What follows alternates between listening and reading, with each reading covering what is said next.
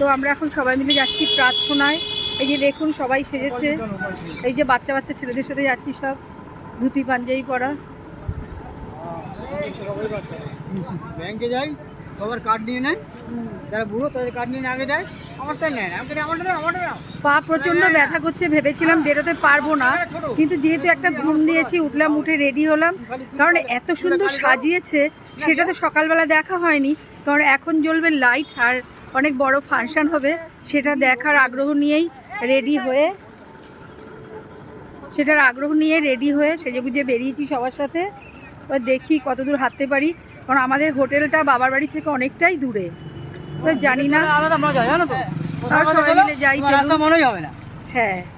তো ছোট ছোট চেষ্টা করব ভিডিও দেওয়ার, ভেতরে গেলে অ্যাকচুয়ালি সব কিছু তোলা হয় না, তো তাও চেষ্টা করব যদি আপনারা দেখাতে পারি আপনাদের। আলোটা ভালো করে পড়েও না, এত সুন্দর গায়ের রঙ, আমার মুখটা কালো লাগে।